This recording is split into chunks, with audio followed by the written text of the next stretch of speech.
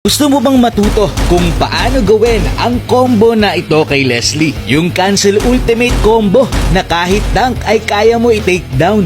Ito ay si Lux. Hi everyone! Siya ay kilala dahil sobrang lupit niyang kumombo dito kay Leslie. Ginagawa niyang papel ang mga kalaban at nagagawa niya ito ng live. Una siya nakilala sa 1v1 Top Global. Hi guys! My name is James Basa, also known as Lux. Aking highest rank po is 1K stars. Bagamat hindi man siya nanalo sa tournament na ito, ngayon ay nakikilala at sumisikat na siya. Meron nga siyang 13 million views sa kanyang video. Tignan niyo naman kasi kung gaano kabilis siyang makatakedown ng kalaban. Paano nga ba niya ito nagagawa?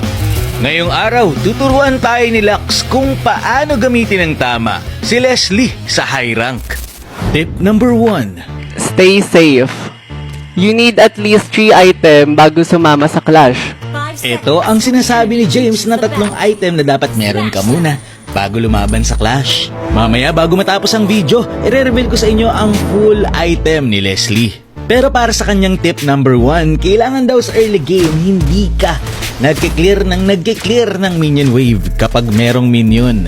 Lalo na kapag early game pa lang. Kasi lalalim ng lalalim ang pwesto ng inyong minion. Kaya mas delikado. Mas mabuti kung aantayin mong mag-clear ang kalaban mo. Saka mo ito haharasin. Dapat tamang lasit ka lang ng minions ng kalaban. Kasi the more na mas malapit ka sa tore, mas safe ka. At mahaharas mo ang kalaban. Tip number 2. Maximize Leslie's passive. Hanggat maaari, huwag ka munang mag-skill 1 kung meron ka pang passive. Sayang kasi yung damage na maibibigay mo. Tignan nyo, kapag meron pa akong passive tapos ako ay nag-skill 1 at nag-basic attack sa kalaban, ang damage ko sa kalaban ay isa lang. Tapos ang next basic attack ko, normal na. Kaya sayang yung passive.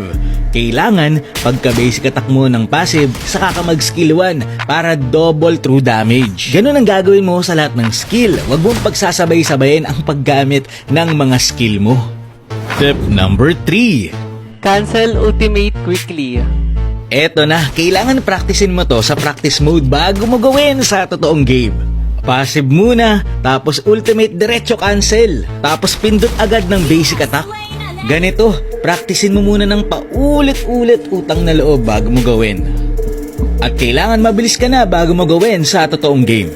Kaya natin kinakancel ang ultimate ni Leslie kasi mahina pa ang ultimate niya kapag puno pa ang buhay ng kalaban at mabagal ito pumutok. Mas lumalakas kasi ang ultimate ni Leslie kapag low health. Pero kapag harapan, mahirap itong gamitin. Kaya ginagawa ang cancel ultimate kapag nasa sitwasyon ka na kailangan mo kagad i-take down ng kalaban, lalo na kapag sabayan. Gaya nito, tignan nyo. Diba, ang bilis lang, grabe. Idagdag na rin natin na kapag nag-ultimate ka dito kay Leslie at merong kalaban na humarang, pwede kang mag-second skill bago matapos ang ultimate para yung last bullet ay tatama sa kalaban. Makakatulong din ang paggamit ng skill 1 habang naka-ultimate dahil mas mapapalakas nito ang damage ng iyong ulti. Tip number 4. 5 true damage. Ito na ang ultimate combo kay Leslie. Tignan nyo ng mabuti. Sa ganun kabilis na panahon, makakalimang bullets ka na. Tignan nyo, bilangin nyo ah. Bagalan lang natin. 1, 2, 3, 4, and 5. Passive skill 1 tapos depende na sa'yo kung ano ang pagkakasunod-sunod. Depende sa sitwasyon. Gaya nito, tignan nyo naman. Kapag na-master nyo ang technique na ito, grabe yung laki ng advantage mo kapag Leslie user ka. Panoorin nyo kung paano dumurog si James ng kalaban gamit yung combo.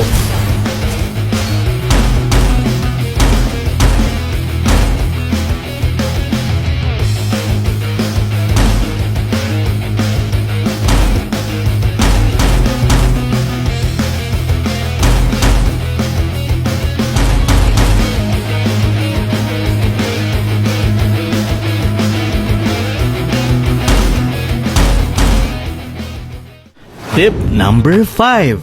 Surprise second or second skill flicker. Etong combo na ito, pwede mong idagdag doon sa 5 bullets combo. Sasamahan mo lang ng flicker or second skill flicker. Maganda tong panggulat sa mga kalaban, lalo na kung merong pangtakas ang mga kalaban mo.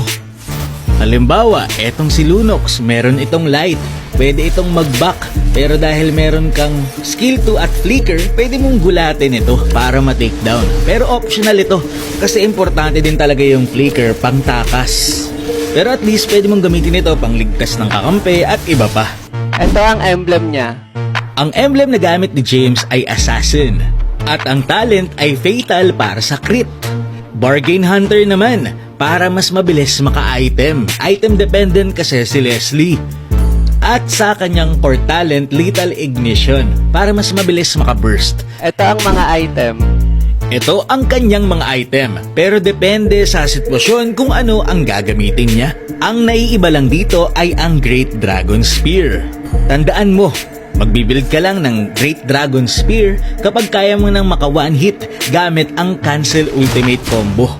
Kasi nga, kapag nag-ultimate ka, gagana ang passive ng Great Dragon Spear at bibilis kang tumakbo. May dagdag din crit ito. Pero kung hindi mo naman gagawin ang Cancel Ultimate, huwag ka na mag-build ng Great Dragon Spear.